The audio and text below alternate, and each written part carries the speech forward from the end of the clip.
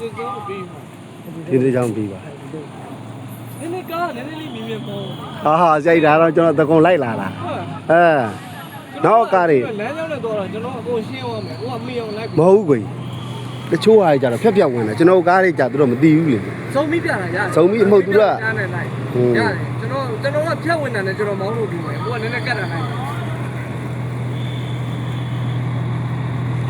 အဲ့ဆိုင်အတော့မျိုးရှုပ်ပြီး